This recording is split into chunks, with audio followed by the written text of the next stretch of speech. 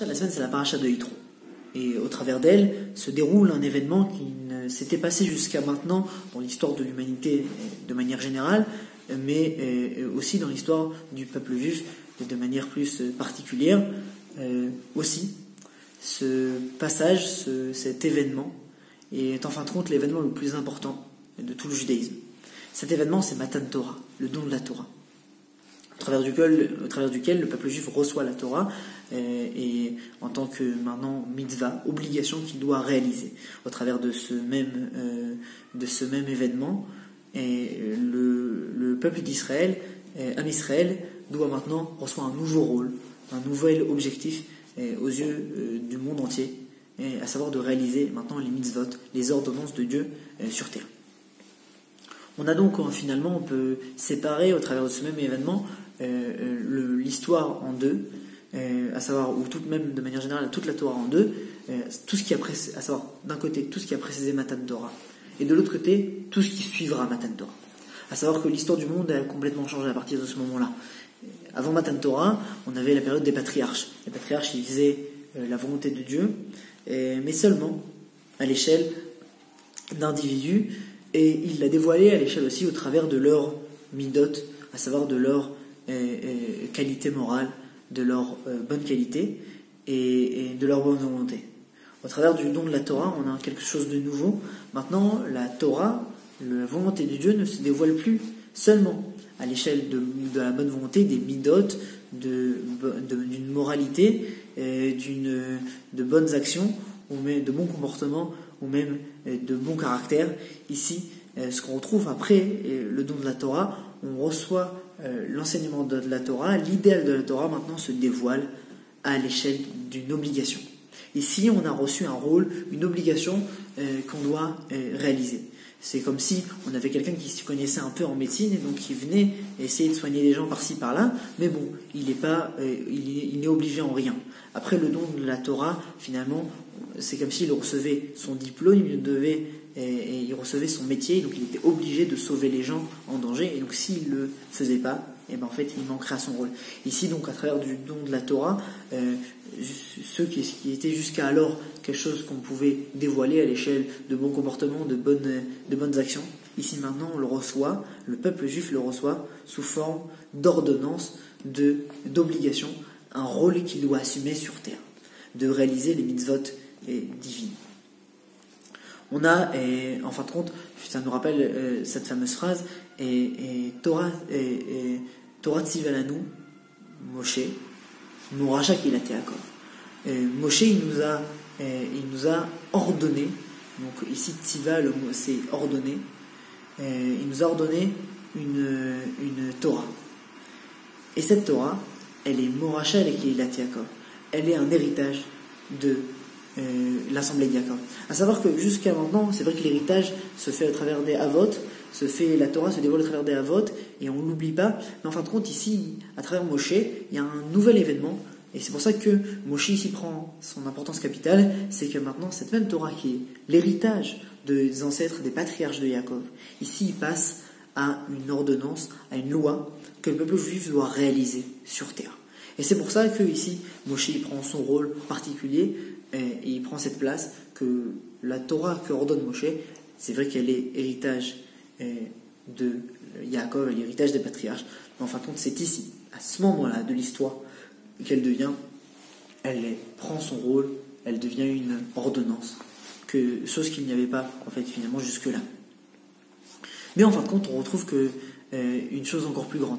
Jusqu'à maintenant, on en avait parlé, la volonté de Dieu ne se dévoilait seulement à l'échelle d'individus, les patriarches. Maintenant, la volonté de Dieu se dévoile à l'échelle du peuple tout entier, d'une collectivité, et ça c'est quelque chose de plus grand, et c'est quelque chose qui est donc nouveau, qui se passe au travers du même événement.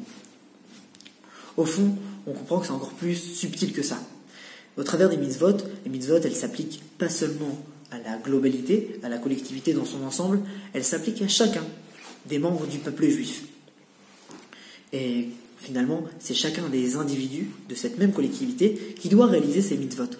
Maintenant, la Torah ne se dévoile pas, comme on aurait pu penser, seulement dans un aspect collectif.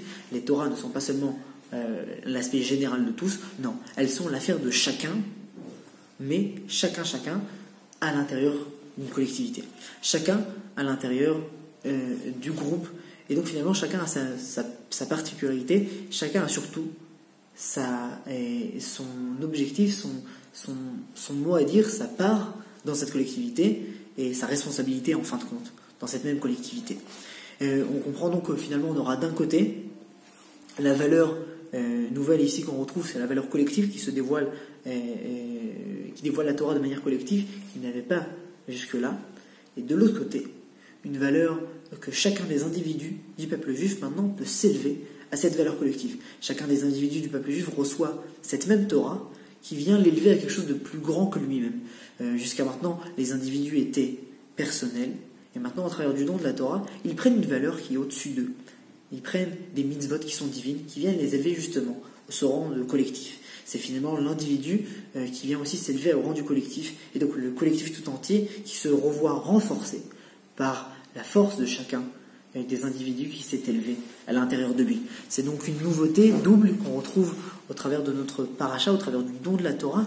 Maintenant, un dévoilement collectif et un dévoilement de l'individu qui prend une place plus grande dans ce même collectif. Et lorsqu'on y réfléchit un peu plus, maintenant on comprend que cette idée de Matan Torah, elle a une valeur encore supplémentaire. Et le Ham Israël, avant de recevoir la Torah, il dit Naaseh Venishma. Nous ferons et nous écouterons. Pourtant, ça ne suffit pas. Le Midrash nous dit que Dieu, quand même, il veut l'obliger au travers du Matan Torah, il veut lui forcer. Avec la fameuse métaphore de la montagne qu'il met au-dessus d'eux, entre guillemets, pour venir, entre guillemets, les menacer et leur dire que c'est vrai que vous avez dit que vous voulez, mais je vous menace quand même. Et ici, c'est de comprendre que la Torah, ici, prend une valeur de nécessité. C'est-à-dire que ça ne suffit pas de seulement vouloir. Ici, c'est comme un couple qui veut se marier. Ça ne suffit pas seulement qu'ils s'aiment. En fin de compte, il y a aussi une nécessité d'engagement. Et cet engagement, c'est justement le don de la Torah, comme la Ktuba, l'acte de mariage. Et c'est ce qu'on retrouve donc dans ce passage de Matan Torah. La nécessité pas seulement de vouloir, que jusqu'à maintenant, même les patriarches ont fait la volonté de Dieu par pure volonté. Ici, maintenant, la volonté ne suffit pas et on veut un engagement, une nécessité, une obligation qui se retrouve dans les mitzvot et dans le don de la Torah, parce que finalement, c'est pour ça que le monde il a été créé, pour dévoiler la volonté de Dieu sur terre. Et donc si finalement, cette volonté de Dieu, elle n'est pas prise en compte, elle n'est pas acceptée en tant qu'engagement, et bien finalement, ça ne valait pas le coup de créer le monde. Et donc c'est pour ça qu'à ce moment-là, c'est plus seulement une volonté de recevoir la Torah, c'est une nécessité. Parce que c'est pour ça que le monde, finalement, il est créé pour dévoiler une volonté divine, pour dévoiler quelque chose qui est au-dessus du simple individu, maintenant, qui vient dévoiler quelque chose de plus grand que lui.